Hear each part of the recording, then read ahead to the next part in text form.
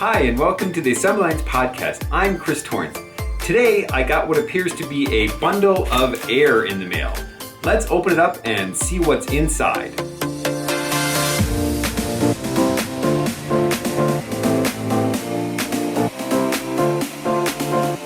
You may recall from a couple episodes ago, I did a review of MacEffect's clear Apple IIe case. More recently, they did a Kickstarter for a clear Apple II keyboard, and as part of that, they had some stretch goals. And one of those stretch goals was to do a clear Disc 2 case. So that's what we've got here in the mail. It's actually made in the US. Okay, it's really nicely packaged here, and it came in a nice big box to protect it. The Apple IIe clear case was a polycarbonate, and this was done from a mold. The Disc 2 case is a little bit different. This is actually an acrylic plastic, and it was actually made from a single sheet of plastic, which is then cut out with a CNC router, and then it must be heated and stretched to fit the correct shape for the Disc 2. You can see it comes with a blue plastic coating to protect it. So let's take that off and see what it looks like inside.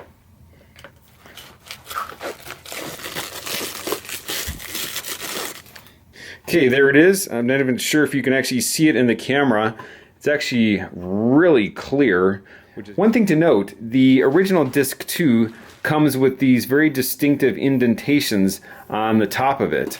And when Mark tried to do the same thing with the plastic, it just turned out that no matter which manufacturer he went to, every time he tried to do the indentations, it would always end up making the plastic cloudy and yellow looking. So he had to give up on that. So the top of this case is actually perfectly smooth.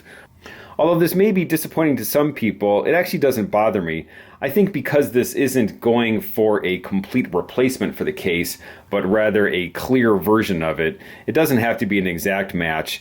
And in fact, the indentations might have actually detracted from the visibility to the guts of the Disc 2 inside.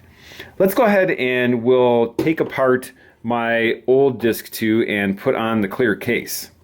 Note that the kit comes with just the case itself. It doesn't come with any of the other assemblies or the base pan for the Disc 2, and it doesn't come with any screws either. So you need to make sure to save everything when you're disassembling your Disc 2.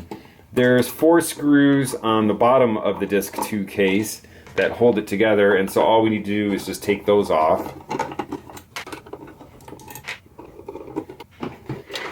This is actually a really interesting Disc 2. I got this a few years ago, I think as just part of a bigger lot, and it comes from some place called Colorado Computer Systems in Westminster, Colorado. I'm sure they're long out of business by now, but it still has the sticker on it, which is kind of cool. And this is a fairly late model Disc 2. It looks like serial number 1 million and something. So once we have the 4 screws off, then you can just simply slide the case off the back like that. This is actually the Disc 2 that I'm using with John Kenny Morris's Applesauce, which is why it has the extra speed sync cable attached to it. So to put the case on, you just want to make sure to orient it so that the slots are in the back, just like the original case. And then we'll just slide it on just like the regular Disc 2 case. And that goes on there nicely, just like that. And then again, we have our screw holes at the bottom, and so we'll just line those up and screw those in. I wouldn't recommend tightening these too tight since this is a plastic as opposed to a metal. You wouldn't want to risk cracking it. There's no reason for you to clamp it down anyway.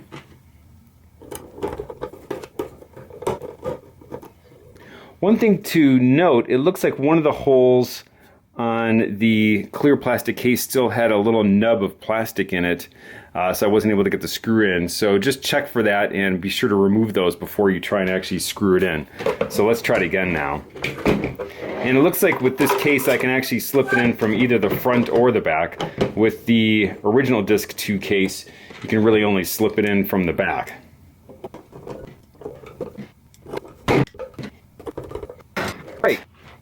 Now we've got it completely assembled. It looks fantastic. It's completely clear. It still has the vents for ventilation there. Let's hook it up to the clear Apple IIe and see how they look together. All right, we'll go ahead and fire up Track Attack, which is one of my favorite games from when I was a kid. Looks like everything is working properly. The disc 2 is spinning. With the clear case, you can actually see it spinning. And then if you look in the back, you can actually see the arm moving back and forth as it reads different tracks. So overall, it looks beautiful. It matches the clear Apple IIe case perfectly. So final thoughts for the disc 2 from MacFX. I think they did a fantastic job. It's a little disappointing that they couldn't actually do the indentations on the top of the case to match the original disc 2, but I can understand where that would be difficult to do in an acrylic plastic. And it actually really doesn't detract from it. I didn't even really notice once I put it all together. It's actually really cool to be able to see the guts of the disc 2 while it's spinning, and it obviously complements the clear Apple IIe case perfectly. So MacFX has other products available on their store, including the clear Apple IIe case. They have a clear case for the mouse, as well as their clear case for the Mac SE. So go over there and check that out.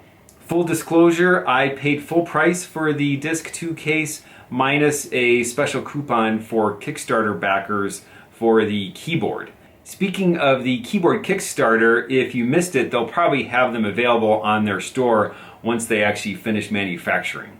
If you've enjoyed this video, I would urge you to hit the subscribe button below if you're not already a subscriber. I also have a Patreon if you'd like to support me further. And otherwise, I'll see you next time.